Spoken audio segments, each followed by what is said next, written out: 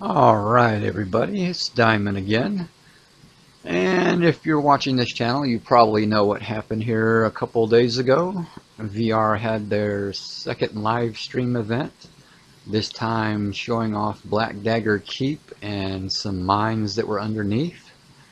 And we got quite a bit of information during and after the streams that I'm going to try to cover most of it. Took all kinds of notes from both. If some of the questions repeat, I tried to prevent that, but we'll just have to see how it goes. So here we go. Right now they're just on their way to the Black Dagger Keep. Just take a look at some of the graphics they have right now, at least the background graphics. And there we have the, if you'll turn them back around, the entrance to Black Dagger Keep. He's just doing a little sightseeing there. He was pointing out the castles that were in the background, if I remember right. And look, just guarded by two mobs. That castle there is what he's trying to point out. One thing to note on this game, it is in pre-alpha. They're still developing quite a bit. So any of the animation and graphics you see on the character models are not set yet. I'm going to have to repeat that. The animations and graphics are not final yet. Make sure you remember that if you're trying to review this game and don't think it looks right.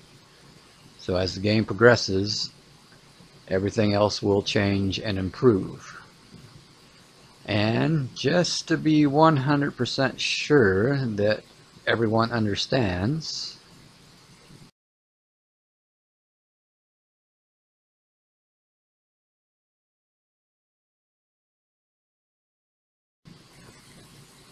alright, and for some reason, no matter how many times it's said in chats and streams or anything else, people just can't seem to grasp the concept that this is still in development.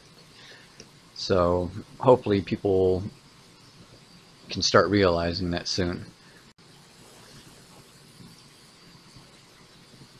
Okay, now we have them coming up to the actual Black Dagger Keep. Looks pretty good.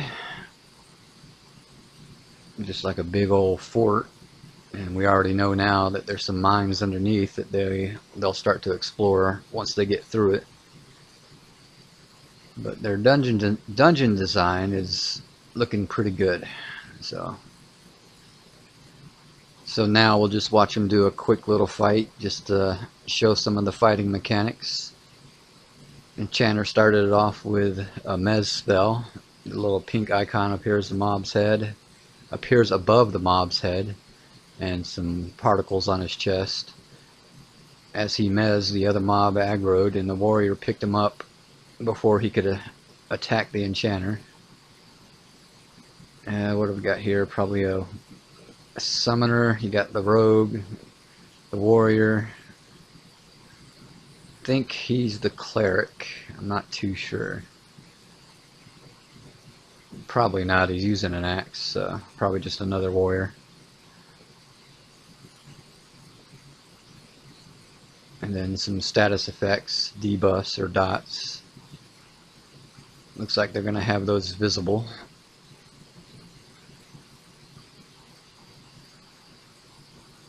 Currently in this scene, they're all level 10. I think they said the mobs were 7-ish. So, and for a mob 3 levels under, it's a pretty decent fight for a group. And they've got another group that was following them the whole time. It looks like some of them are back here. Some more particles from a different spell. I didn't catch what spell was doing the floating axes. And that was 2 mobs, and it took them that long. So that's looking pretty good there on fight time. A few of the things they talked about as they were coming to this point from the start of the stream until now was that they're going to try to make it to where an average gaming machine can run it. You're not going to need some high dollar $5, $6, $7, $8,000 build computer just to run the game. So that's a little bit of good news there. The graphics level details, things like that, will be able to be set, lower, raised. Something with the warrior, monks, and things like those kind of classes have to worry about is, you can't see it here because of the lettering, but you've got 3 bars. You've got your health bar, your mana bar, and then your stamina bar, which for the melee classes, stamina comes in just about as important as mana. The more actions you do, the more it depletes, so you have to keep an eye on that stat. The mini map, they're not gonna have mini maps. They have a very toned down version of it. If you'll see here on these character names right here, to the right of it there's these little arrows. And what that signifies is where in relation to the world is this character to you. So right now Eredun is behind him, Orwin's to the right, Ernax behind, Saradir behind and to the left, and Joppa to the right. So it's a much simpler form, and it doesn't take up a big space for like a little mini map, which helps because now you can see more of the world. So at this stage of the video, they wanted to show an example of how the mana system works when you cast. Pretty much, it used to be you'd start casting, and as soon as you cast, your mana just depleted automatically.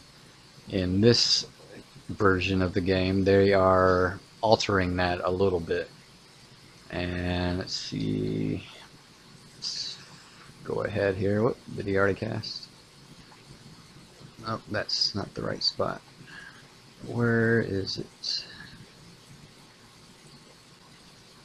But alright, I did find a good spot here. Let's pause that. Alright, when he starts casting, his mana bar is blue, of course. It'll be the second bar right here behind the words. But when he starts casting, watch how his mana bar just depletes slowly until he actually casts the spell. Right there. What the reason they do that is, say a spell only costs 100 mana to cast. If you start casting it and say a mob hits you and stuns you halfway through, normally there wouldn't be any consequences other than you have to recast the spell. With this system, if he stuns you halfway through on a spell that cost 100 mana, well, you just lost 50 mana. So that's gonna make you think about spamming your buttons as well, because if you interrupt your spell, it's probably gonna lose that mana as well. So hopefully that'll make people think and actually use some strategy on their casting now. This part coming up here I wanted to highlight. If you watch them, there's a corner to the left here, and if you'll see, they're not just blindly rushing in. They've got the tank over there peeking around the corner to see what mobs are here. And that's a good thing too, because now you have to think about everything, your surroundings, be aware of what's around you. You don't just want to charge in blindly into a fight that you don't have any idea what's waiting for you. In this game, death will have consequences. Alright, and here we have them leaving the Black Dagger Keep part and entering the mines. And your screen is not broken, it is intentionally dark like this. So they'll start bringing out torches here in a little bit. Each torch is an individual light source. It casts its own shadow, and it will move around with the player. It won't light up the entire room, as you can see. And they have said that this game will not be one giant open world. It is going to be split up into zones. as we're about to see here, in about 3 seconds. They get to the end of the zone, want to come into the new one, and we get loading screens again.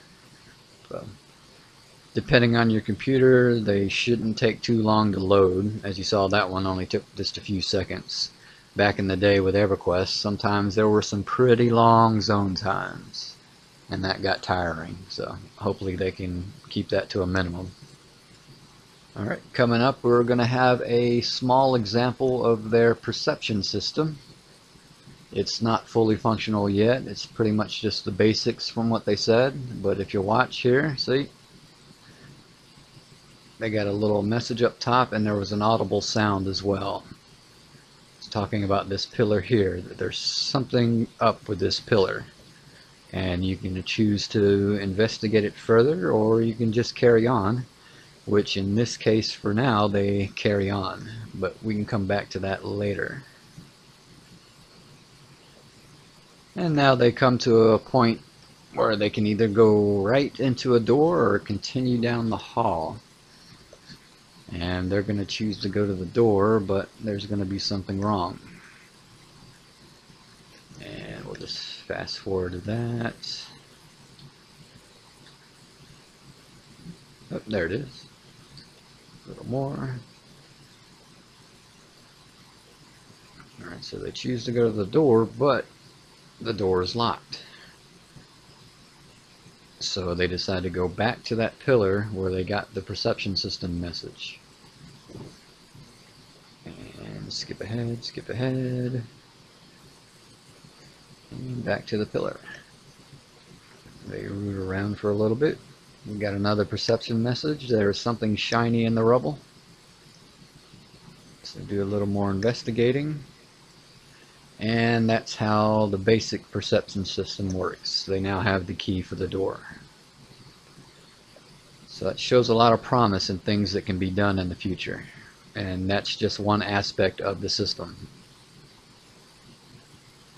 And they ended the stream with something older gamers are more than familiar with. It was a source of much frustration. If you'll just keep watching, they're just fighting, messing around. And lo and behold,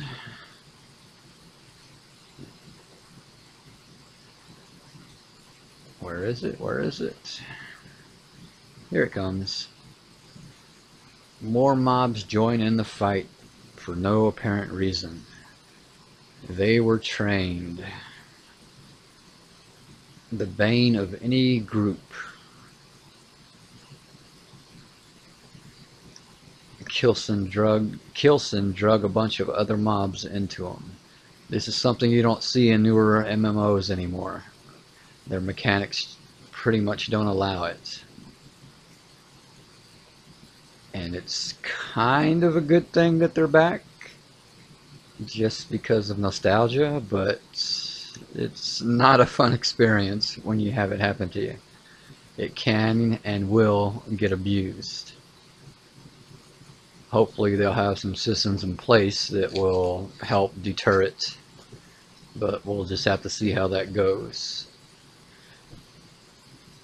And this is pretty much where they ended the stream. After this, there were some question and answer periods on different shows. I've pretty much taken notes on all the ones I can find, so I'll just run through most of them real quick. Some of them may repeat. I apologize for any of that, but just to make sure I got them all. And here we go with the questions. All these answers are coming from Brad himself, right there, Eridoon. So, start with the first question. I don't have the questions, I do have the answers, but the answers pretty much imply what the questions were, so that's not really important. Alright, the first one, gear will not be restricted such that you can't use it. But if it's a higher level, if it's a higher level item, and you are lower, it will scale down. So pretty much twinking will be allowed to a degree. You can pass on your higher level gear that you don't use down to an alt or a friend, but it just won't be as powerful. But it will gain power as you level up. So, next one.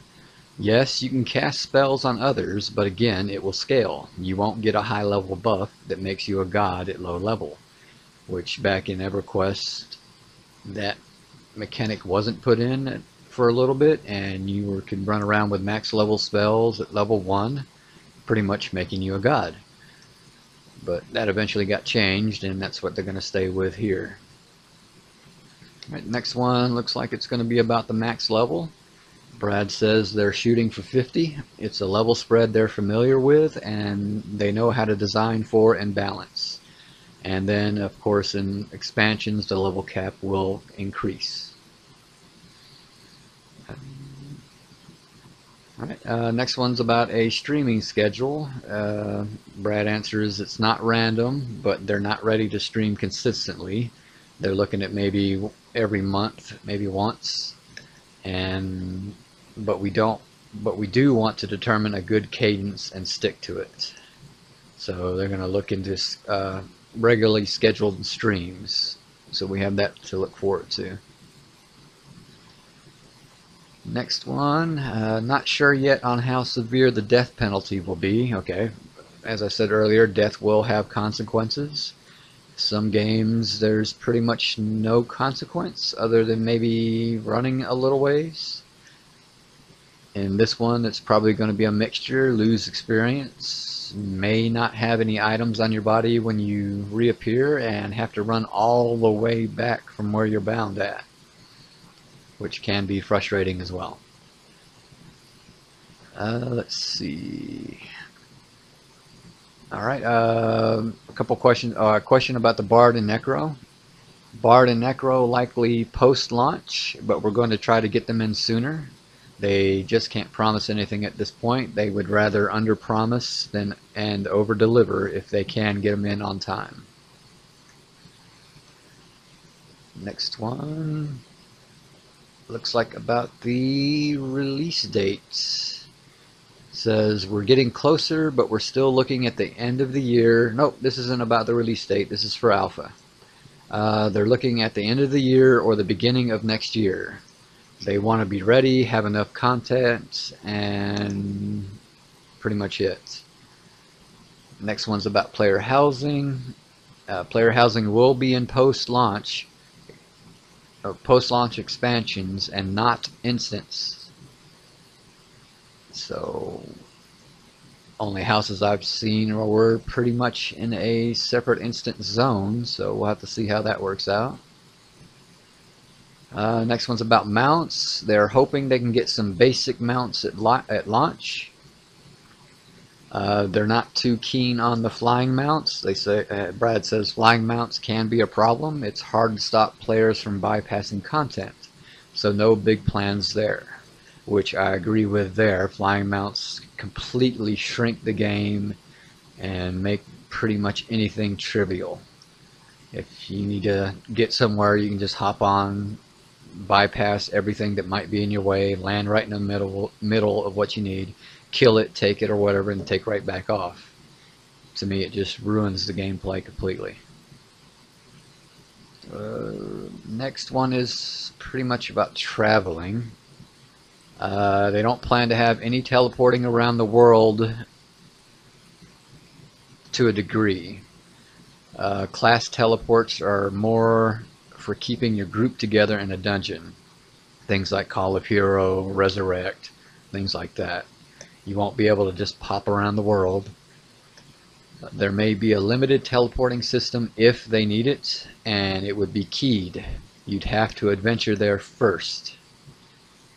And he says, but that's plan B. Plan A is very limited overland long distance teleportation.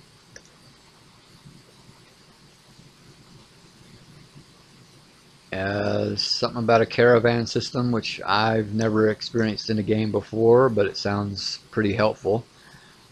So he says there will be a caravan system similar to Vanguard where you can do offline travel. So if your group moves when you're offline, you have the option when you log in to appear where they last camped. So that just helps you stay within your group and not have to waste an hour or 2 hours just trying to get to them. Naming system is going to be last names and titles. More about the same thing about the ports. Back on the name, currently your first and last name must be unique.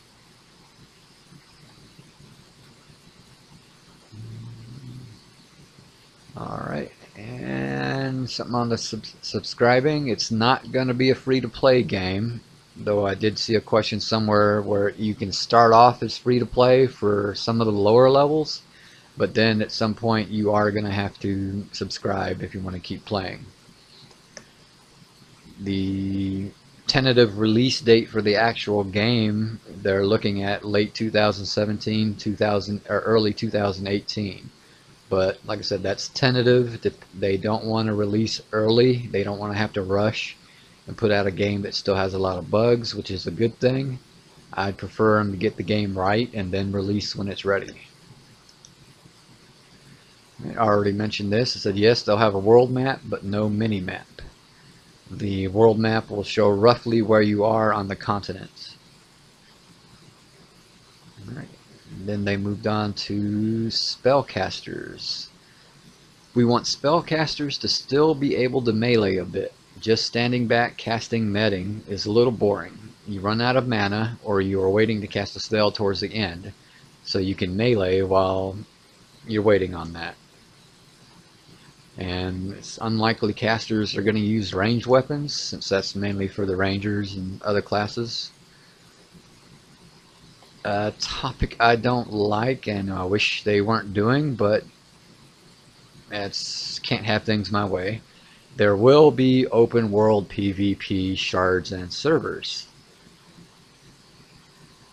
Not happy about that, but nothing I can do. I don't like PvP because it, to me, is what ruins a game if it's going to be ruined. People start crying about nerf this character, it's too powerful, nerf that character. And once they do, then they pick another class. It's nerf this character, it's too powerful. And it's an endless, vicious circle.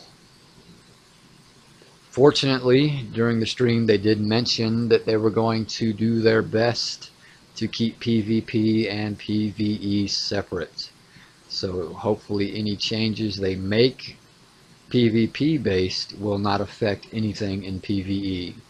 If they go that route, I don't see a problem at all, and hopefully that's what they do.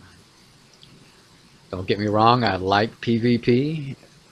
I just don't think it should affect PvE, and it almost always does. So looking forward to seeing if they can keep it separate. Right, next is back to the Necro, talking about trying to get it in first, but they're not sure if they can.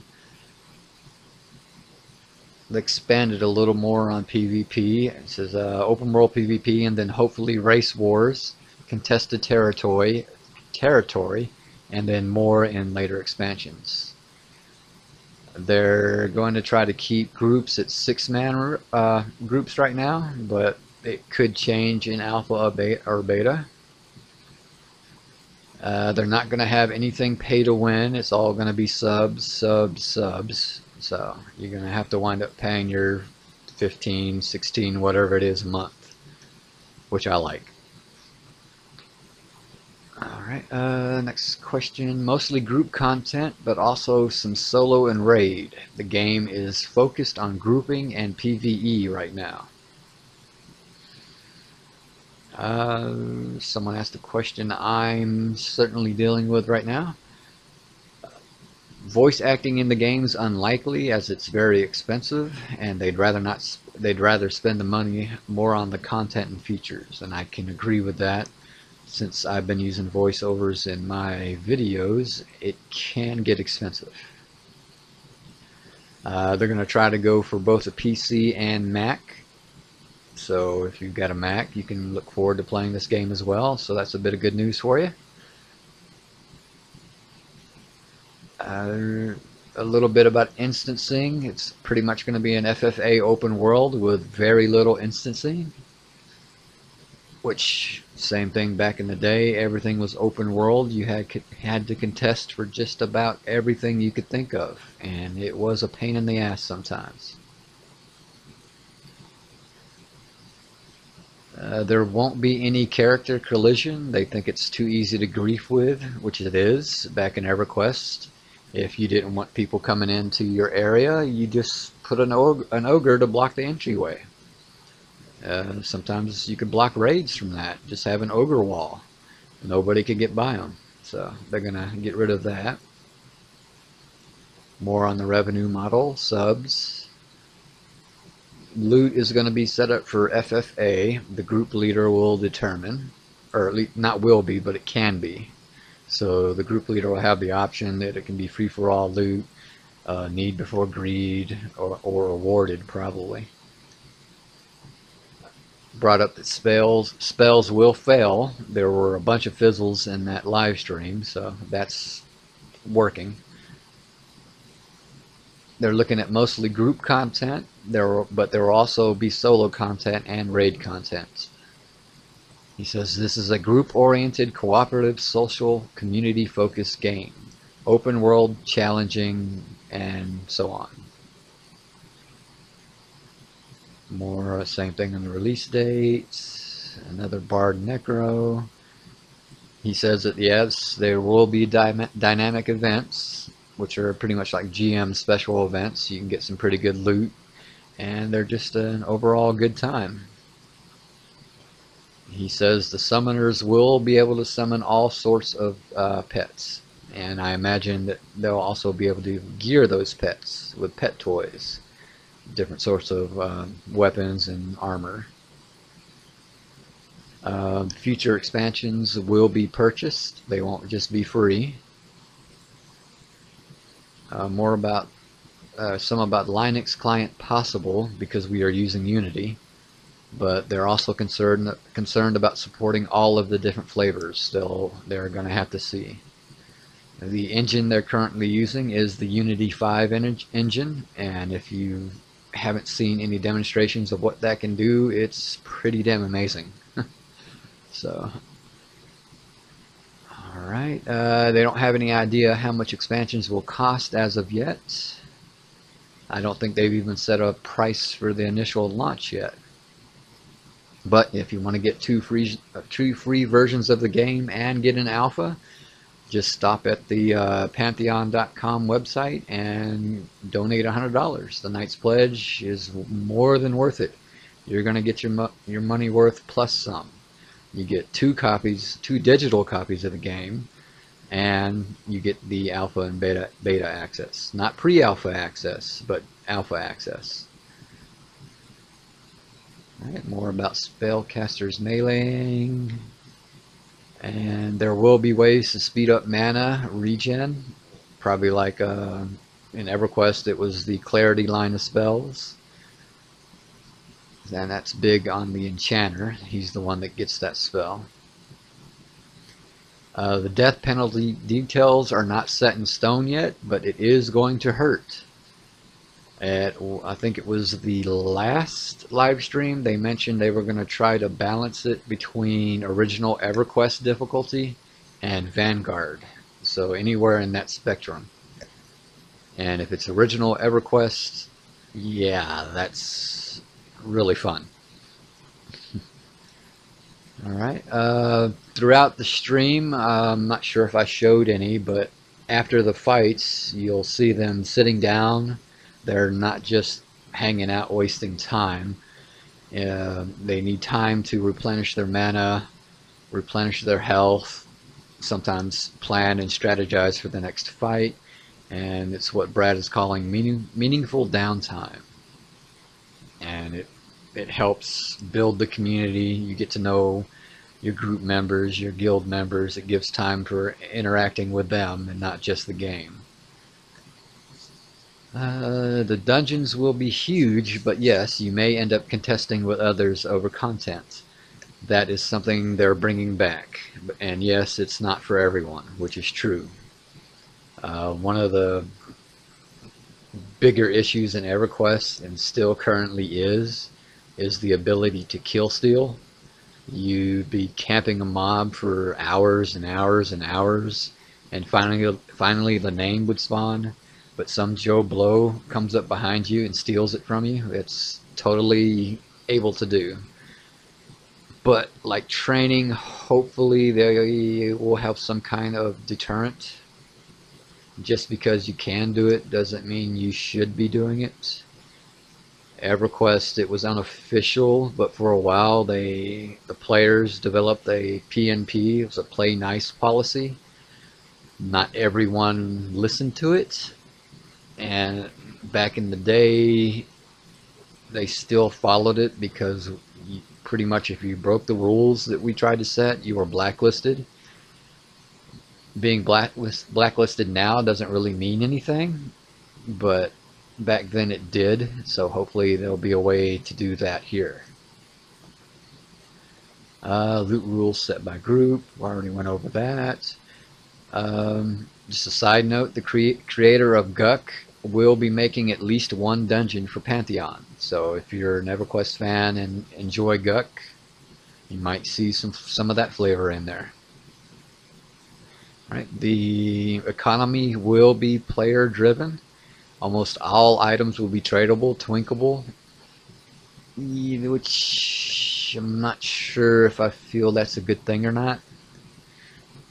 But with the items scaling down, that may compensate for it. Right, back to the free to play, no fee up front, totally free to play for the first few levels, then you'll need to sub. I think I already went over that. The perception system, it's going to vary depending on the class. So if you're a ranger, you're going to be getting different messages than a monk or a cleric would, and so on. And right now it's just the basic system as you saw when they found that key. Sometimes yes, sometimes no. Okay, back to when they did find the key. I'm guessing they asked, could there have been another way in that door? And Brad says, sometimes yes, sometimes no. Some of the options could be what he points out here. Lock picking may work, or you just have to get the key. It's just going to vary depending on the situation. There's more. Crafting system. I guess someone asked, will there be a crafting system? We pretty much already know.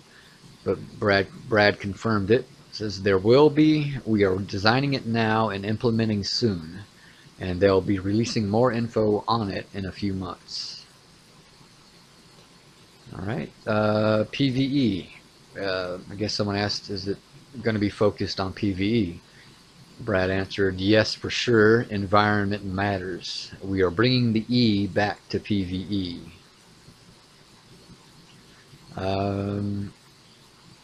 I guess someone asked if you could win Pantheon, and he says you never win a true MMO. It goes on, and he used EverQuest as an example where he said it's 16 years old, but I think it's actually 18 now. So, right, and that EverQuest still has 50,000 subscribers, which is a point about this game. They're not going for the mass market like WoW and all that. They want as big as an audience as they can get, but they're focusing on one niche of gaming, preferably more of the ones that like MMOs to be difficult and not have their hands held throughout the entire game. Alright, sitting down helps you regenerate health, mana, and endurance. I went over that already.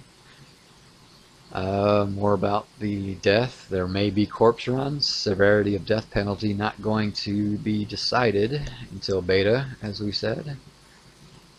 And funding. He says the game is partially funded with some angel investors and a lot of crowdfunding, but we are still working on becoming fully funded. pretty much basic there. And then he finishes up here with a pretty much statement a statement that I pretty much agree with. He says, plenty of MMOs where you can play totally solo out there. Pantheon is for people who enjoy cooperative social play and who feel orphaned by many of the newer MMOs. He's been saying that for years.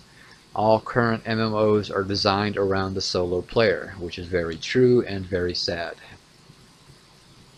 And he says he has much dislike for them. Designed too much for the way too casual player.